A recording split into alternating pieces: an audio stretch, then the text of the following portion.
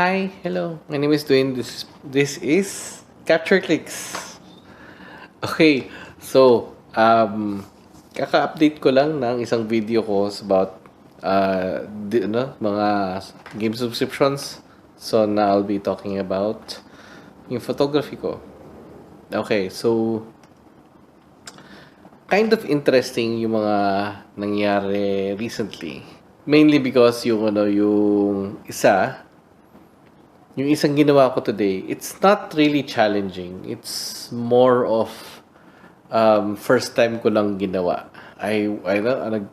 Sumama ako sa isang parang ano ba tawag dito? Yung may issue yung isang person na pupuntahan namin. And I'm just there to just document everything. So, of course, nag-iisip ako ng what's the best setup to do just to document everything. Nung una sinasabi sa akin, kahit picture-picture lang, importante lang pakita na proof. Later on, sinabi sa akin, sige, mag-video ka na para kita lahat ng nangyayari. Tapos sabi sa akin, maya-maya baka kailangan ng mga documents na kailangan picturean. So I'm really hindi ko alam kung na-expect ko. Tapos sinabihan pa ako sama ako ng tanod para to be safe. So I was kind of preparing myself. Ano yung meron? So I just brought everything na meron ako. Pero at the same time, inisip ko, ano bang mas maganda rito? Mag-video ba ako? Video, photo and photography? O documentation lang talagang video documentation lang talaga. So I really didn't know what to expect. So ayun, punta kami sa location. So as soon as pagbaba nung sa biyahe pa lang kami, ang sinetup ko lang talaga muna is yung camera, yung cellphone para mag-video. Tapos siyempre ginamit ko rin yung selfie stick. Reasoning is baka I need to put it I might need to stand it up tapos document yung environment habang nagpi-picture ako, or siguro at least video ko ng environment showing up the location, mga ganun. Pero yun, pagpunta namin doon, pagkababa ko, record ako ng video. It was interesting kasi nga I understand why they needed the documentation. Pero wala naman ako nakitang critical na documents na kailangan picture in detail. It just really needed to show the environment.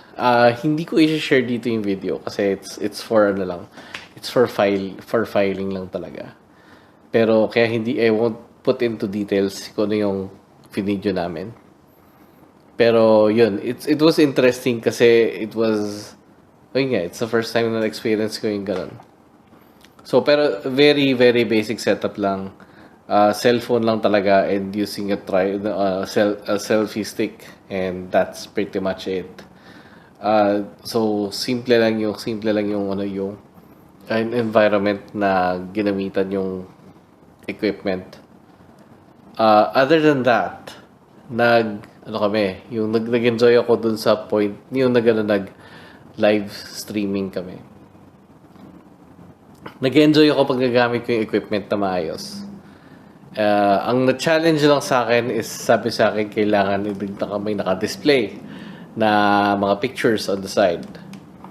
So, ang inisip talaga, at first inisip ko lang, just set up pictures sa isang folder ng iPad, tapos i-scroll na lang na ganun. Pero at the same time, inisip ko, parang mahirap yata yun. Kasi sabihin, kailangan may na-manipulate yung screen at the same time. Kasi balak sana namin dito is Facebook Live namin. Pag Facebook Live kasi, sa experience ko, using Facebook Live, wala ka talaga masyadong nagagawa sa screen. You just have to make the best out of what you are recording with. So, nagkakaroon pa nga ako minsan-minsan ng problem sa mic. Pagdating sa microphone ng iPhone, minsan-minsan hindi nagre-register yung hindi nagre-register yung microphone na gamit ko. So, pag nag-Facebook ako, mas reliant ako sa Android kasi mas naintindihan ko how it works. Mas maliwanag sa akin na paano siya nagre-record. So, less risk sa akin using Android instead of iPhone. So kami, of course setup ko yung microphones, yung microphone ko, which is yung a Comica V30. And that's para sa akin it's one of my valued items ko. Even though hindi ko siya gamit na gamit, on moments na talagang moments na talagang yung parang interview style or yung yung nagsalita lang yung mismo it really has its moments na talagang nag-stand out siya, and I'm really really happy with that. May sinasuggest sa akin try ko maglapel or lavalier wireless mics. I still consider when that's the best scenario. Hindi ko pa sure. Kasi problema ko doon sa kasi on the go kami lagi.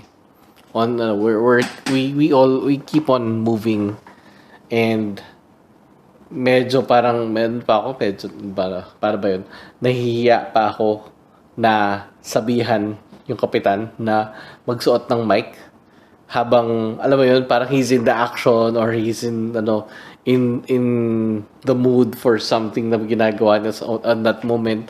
Tapos biglang sabihin ko, pwedeng isuot niyo yung mic para mag-record po tayo. So nahihiya pa akong sabihin yun. So hindi ko pa alam. Anyway, tumitingin yung isang kasama ko ng mics na pa pwede. Although nagre-recommend ako, we can't go with really cheap ones kasi what we need is yung noise cancelling kasi yung environment na pinupuntahan ng kapitan laging maingay. We have to have equipment na talagang kaya niya isolate yung sound ng speaker. So, ang tinitingnan ko yung ngayon, yung Holy Land na Lark model, I think. Pero Holy Land has parang kasing level niya ang DJI. So, it's not gonna be cheap. Ayun. Matagal ko narinig ang Holy Land. Other than sa narinig ko sila sa microphone, meron din sila mga literally kalaban niya ang DJI kasi meron din sila mga drones. Pero yun nga, they're pretty good daw. Actually, originally I wanted a Comica mic, Comica na na lapel or lavalier.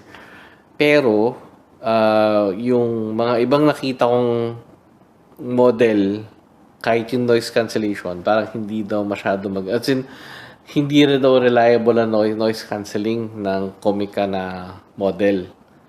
So, medyo ako dun, medyo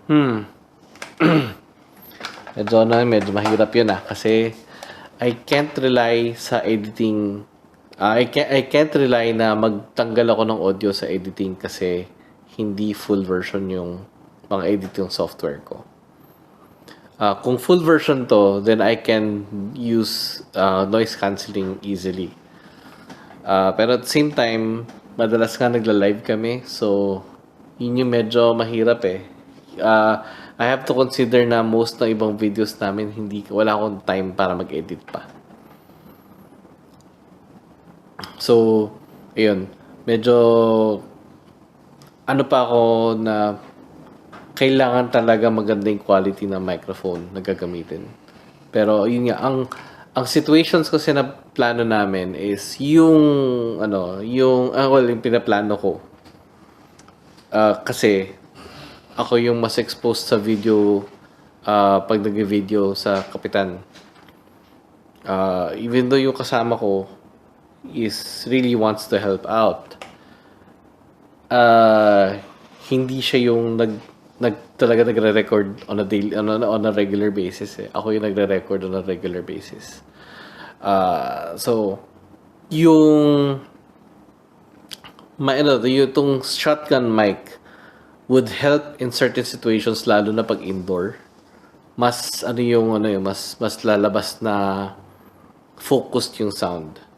Kasi ang shotgun mic is naka-focus lang on one kung saan siya nakaharap. So, kung wari ang microphone nakaharap na ganyan, nakatutok lang yung audio pag ganun. Yung lavalier mic, lahat ng lavalier mic na nakikita ko, kahit anong brand pa yan, is parang omnidirectional. Pag omnidirectional siya, ibig yung buong surrounding talaga i-record niya. So, yun yung worry ko with that. Ibig madami siya makaka-capture na audio na hindi naman dapat. Pero dahil yung omnidirectional siya, wala kang control over that. That's why at certain situations, mas maganda talaga ang shotgun mic. Which is yung itong Comica VM30 na ginagamit ko. Yung sa lavalier, gusto ko as much as possible yung yung dalawa na yung connection. Even though most of the time isa lang ang nagsasalita. We have to presume na magkakaroon ng time na may kausap yung kapitan, ganun. May kakausapin siyang tao. Pag may kakausapin siya, mas magandang dalawa silang nag-uusap. So, tapos, pero at the same time, hindi natin kontrolado yung situation. We have to presume na laging maingay ang environment. Like the other day, punta kami sa outdoor. Tapos may malaking truck na sobrang ingay talaga niya. Tapos magsasalita yung kapitan. Pagsalita ng kapitan, kinakalaban pa niya yung sound ng truck na malaki. So ang hirap marinig talaga yung actual na sinasabi niya. Ako dun, yun yung parang moment na alam ko kailangan namin ng mic na medyo mas focused on the speaker. Tapos kailangan talaga ng noise cancelling kasi yung experience ko talaga na matindi. Kasi tindi talaga, sobrang ingay ng sound. Pero yun nga, I don't know how a noise cancelling mic would perform sa ganong klaseng situation. Kasi parang ang challenging yun eh. Paano ginagawa ng noise cancelling yung audio? How does it compare sa paano niya kino-compare yung voice mo? So, I'm really confused. But excited to try one kung kakayanin. Pero yeah. So, yun yung isang mga kino-consider namin. So, yun, yung ginawa namin yung video, we had the challenge nga na yung ng parang presentation on one side. Presentation lang is basically pictures lang. Pero we had to figure out how to control it. Ako kasi dala ko iPad. Tapos, ang iPad na dala ko is 11-inch screen. Yung isang kasama ko, may dala siyang 11, yung laptop na siguro 14, 15 inches. Siguro 14 or 15 inches. Pero definitely, it's bigger than 11-inch. Ang effect kasi nun, syempre, mas malaki yung screen niya. Mas nakikita, mas maayos sa screen. Mas mapupwesto namin na mas maayos to display the pictures. So, nag-decide ako na gamitin lang yung yung computer niya instead of the iPad that I have. It's doon, kagandahan nun kasi since pareho kaming Mac, nakapaggamit kami ng Keynote. First time ko lang gumamit ng Keynote. As in, it's very, very new to me. Haven't used Keynote ever. So, wala akong doon. As in, talagang nakakapa ako ng todo-todo paano siya gamitin. Nothing fancy to do. All I need to do is make a video of all of these pictures. Tapos, kailangan kontrolado ko lang ang situation. Okay, parang itong set of pictures na to, ito yung first slide. Itong set of pictures to, ito yung second slide. Itong set of pictures to, ito yung third slide. So, pero kailangan kontrolado ko lang yung mga, anong lalabas ng mga videos. Tapos, naka-loop lang siya. Depende kasi sa pagsalita ng kapitan. Kasi definitely, hindi ko kontrolado yung sinasabi niya. Ang ano ko lang is, kaya ko to control is introduce yung kapitan. Ano yung papakita mga set of pictures para maano yung gusto niyang sequence. So, nung unang inisip ko nga na na pictures lang, alanganin talaga. So, nag-decide talaga ako na bago dumating yung kasama ko, I was still waiting for him. Ganun lang gagamit lang ng Keynote. Tapos, yung Keynote is a presentation, yung yung PowerPoint, parang ganun. So, pero Keynote is specifically for iPad, mga Apple products. So, yun. Nag-worry ako kasi baka may bayad. So, turns out it's free. I don't know ano yung limitations ng Keynote. Since I have I have completely zero knowledge sa Keynote kasi. So, kinapa ko siya in just maybe an hour or so. Kinapa ko ano yung pwede kong gawin para magawa ko yung kailangan ko. Tapos, pero yung video itself, pinipare ko sa DaVinci Resolve kasi alam ko na yung alam ko na yung paano siya gamitin. So, doon ko lang ginawa yung video. Pero in terms of controlling kung kailan lalabas yun yung gamit ko sa Keynote. Okay, so ngayon may presentation file na kami. Tapos pinasa na natin yung file. Pinasa ko yung file sa laptop ng kasama ko. Tapos he did some stuff para to help improve yung presentation. Ngayon, sabi ko sa kasama ko, we need a way to control this na hindi bothersome sa kapitan. Kailangan tayo may control kasi tayo kung kailan magpapasok yung pictures. Kailangan pinapakinggan lang natin yung kapitan kung ano yung sinasabi niya.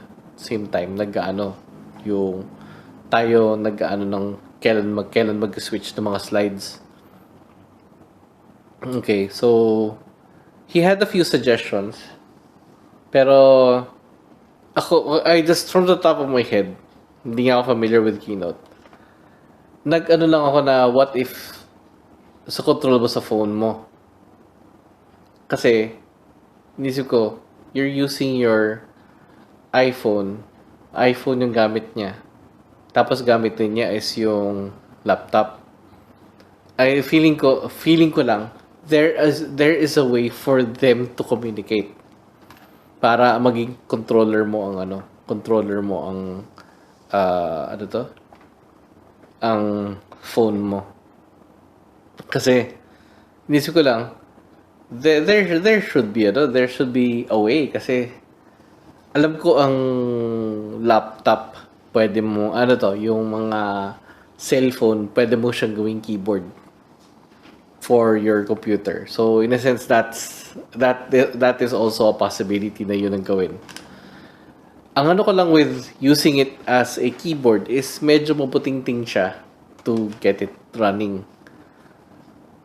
Tapos it turns out na meron talagang app ang Apple na magiging remote talaga yung phone, and that's really helpful. As in talagang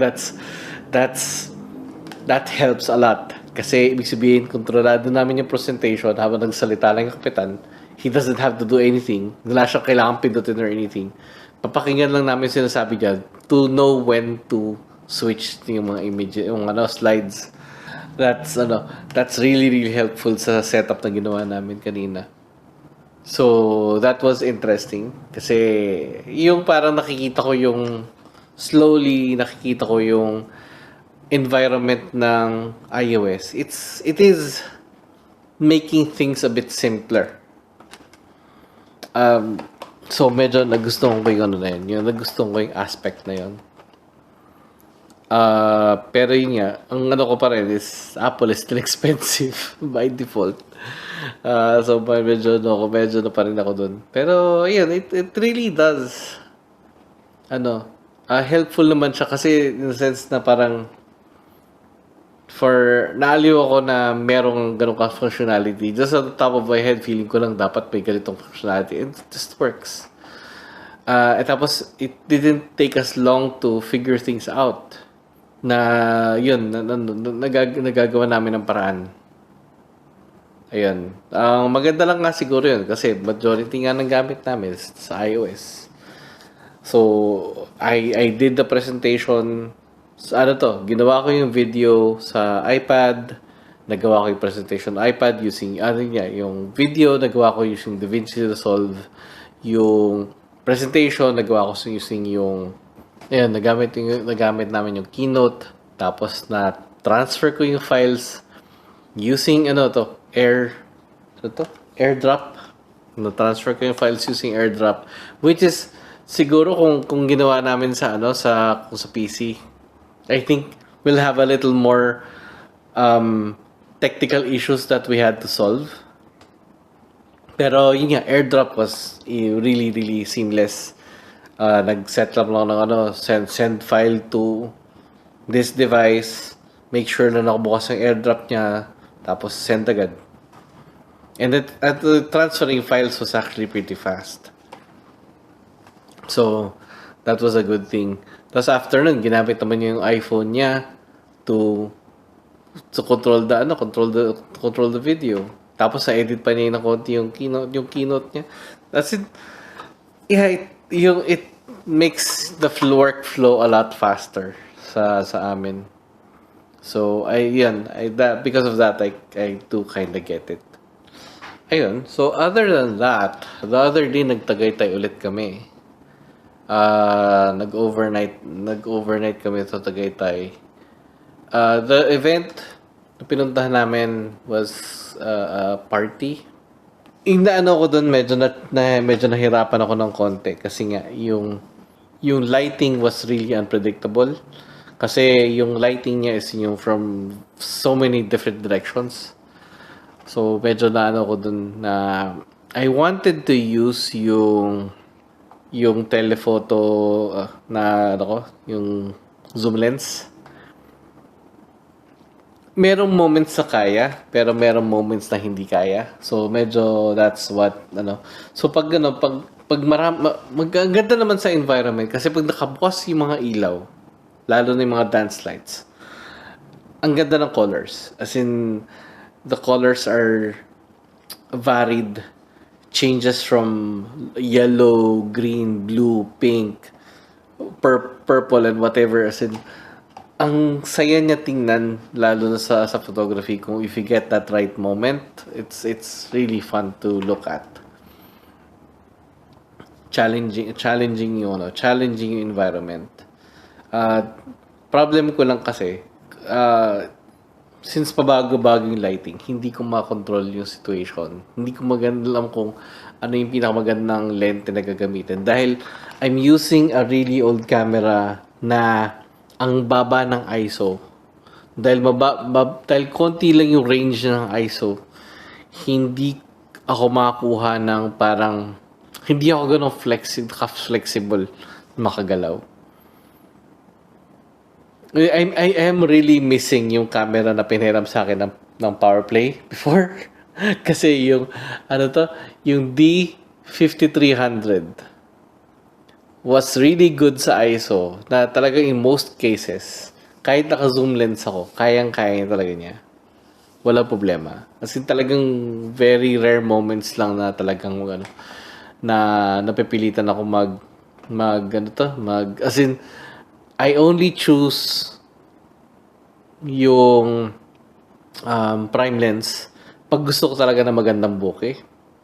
Yung blurred background or background and foreground na blurred. Pero that's basically an artistic choice. Yung zoom, I just needed it in general cases. Kasi pag nasa event, talagang may time sa kailangan talaga naka-zoom ka lang sa person talaga, or minsan kailangan may wide shot ka agad. Ano eh, ang hirap ng ano eh, ang hirap ng mga environments na pwedeng kailanganin. And by default, prefer ko talaga na dalawang camera ang dala ko. Pero problema, since out of town kami, I couldn't bring everything. Ang dala ko lang talaga is yung mga cellphone, tsaka yung isang DSLR na meron ako. Ayun. So, pero I still tried using both. I still tried using yung yung prime lens and yung zoom lens. Pero definitely nagsa-struggle yung zoom. Kasi since I'm stuck at 1600 ISO,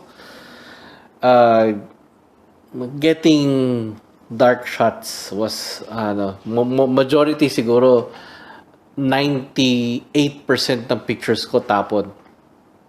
So, pero merong 2% na talagang this went really, really well. Pero yun, it's just frustrating kasi ang hirap ko talaga kumuha ng shot. Tapos yun. Pero yun nga, kagandahan naman sa prime lenses. Most ng shots ko is okay. It's like 50%. The other 50 is just terrible.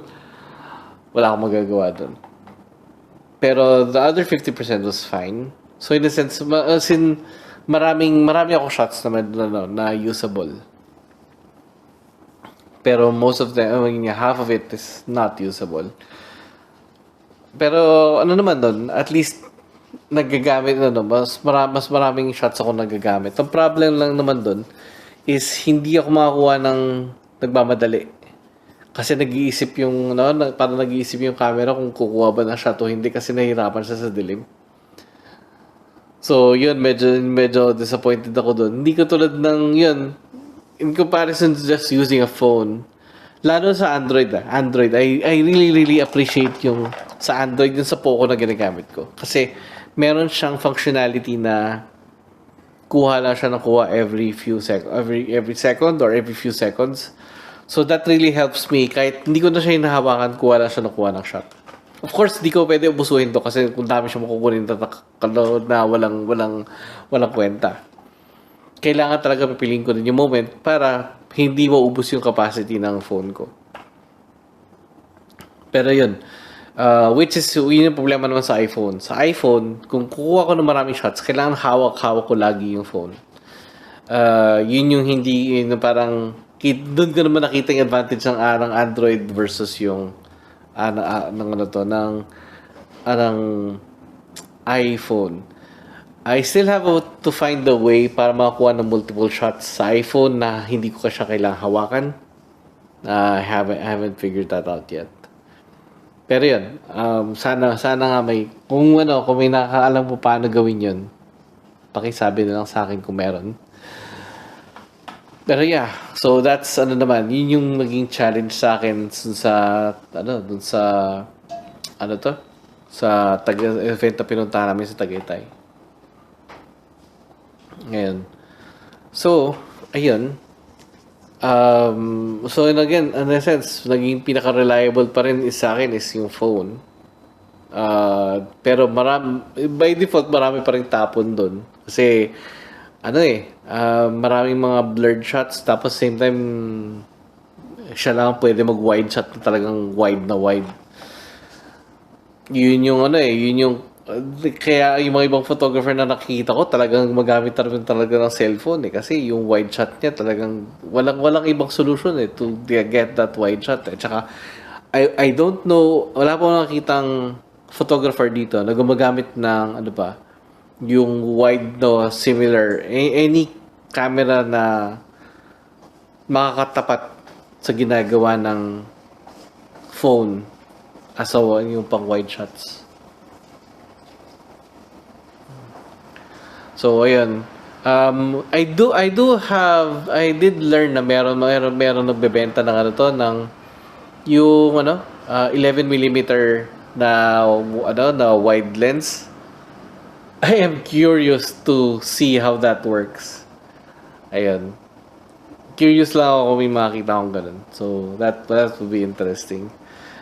Pero yung problema ko naman sa camera ko, since medyo luma na siya, hindi na siya compatible sa mga lenses na binabago sa binibenta ngayon. So, I'm just, my camera, I feel so stuck at the moment. Kasi nga, I can't buy new lenses. Kung bibili man lang ako ng lens, it's most likely na second hand siya. Tapos, same time, the lenses are expensive. Pwede makakita ng second hand. That's a possibility. Pero at the same time, yun nga, hindi ako makakakuha ng mga parang katulad ng may nakita kasi ako, yung, tilt shift lens na nakita ko for my camera is like 100,000 pesos or siguro 150,000 pesos.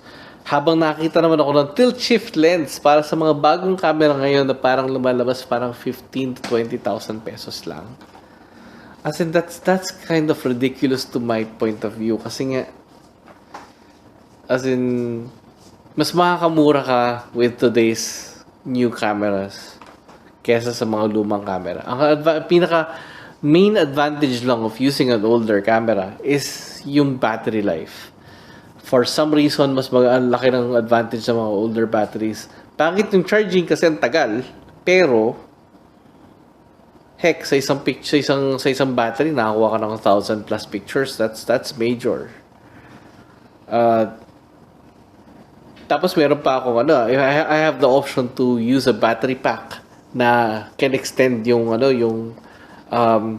photography for siguro 2,000 or 3,000 shots bago mabusan ng baterya. So, that's kind of ridiculous na para sa akin yung mga bagong camera, getting to 1,000 shots is a struggle. Actually, may nakita pa nga ako na merong isang camera, 400 shots lang per battery na mga bagong camera. That's really, really kind of ridiculous sa akin. Parang I can't imagine na ganun kababa yung battery life ng mirrorless. So, medyo parang nakikita ko pa rin yung point of having the older cameras. Pero yun nga, so, I am interested of getting a new DSLR. Pero not strictly a mirrorless. Pero at the same time, baka mahirapan na ako maghanap ng lens. Kasi sa lenses na talagang gusto ko yung mga bago mas mura kasi talaga. Ang daming options sa mga bagong mirrorless cameras. As in, maraming choice sa bagong Nikon Z. Tapos yung I can't remember exactly mga parang model ng mga lenses. Canon R ba? I can't remember. Tapos yung meron din yung sa mga Sony. As in, I'm really out of the loop kung ano talaga mga lenses ang meron. So, medyo ako dun confused pa. Pero yun nga, confused ako kasi wala akong exposure sa mga ganun. Once I get to exposure on more cameras, of course, mas maintindihan ko na siya. Pero for now, I'm just using yung Nikon na gamit ko na DSLR. It's really old. So, I'm making the best of what I have. Pero I do feel the struggle of, lalo na naramdaman ko yung difference ng 5300 versus yung yung ginagamit ko na ang gamit ko is yung ND40X. Ayun. Ang isang target ko sana is makabili ng something a little more kahit slightly newer man, pero I need a semi-professional camera. Right now, I am considering kung kakayanin ba makabili ng yung 5300 kahit second hand man lang. Kasi may nakikita ko parang may nagbebenta na yata ng 30s, siguro close to 40,000 na second hand. Or sana brand new man lang. Kasi may nakikita rin ako 50,000 for that particular model. So, yeah, it's something na parang pinag-iisipan lang. Pero definitely, it's not really within our budget to get one. Pero it's something that I am considering kasi nga I want to improve yung photography. I really want to take better pictures na hindi lang basta lang meron. Ayun. Kasi I really want to find the art in every shot na ginagawa ko. Sana mabigyan din ako ng chance to be able to get that. Na for me to be able to get a better camera. Or sana may choice ako. Kasi, ayun. Ang gusto ko naman sa mirrorless, sana maliit. They're really small. Lumalaki lang dahil sa lente, pero the camera itself, maliit talaga. So, naaliw ako na cameras these days are so lightweight compared sa sa ginagamit ko ngayon. Pero yun. Anyway, so yun yung aking photography update. Yeah. Sana may natutunan kayo. Pero yun nga, I'll try to explain or talk about stuff na experience ko working dito nga sa barangay. And yeah, so yun nga, katabi ko is a microwave. Kasi dito nga kami kakain. Tapos, ito yung tira namin kare-kare. Ayan. So, ayan. Anyway, yun. I hope you guys enjoy this episode. Tapos, yun. Sana mag-like, share, and subscribe. And hopefully I can talk more about this. Anyway, thank you very much. Thank you for you guys taking your time. And you guys take care. And bye-bye.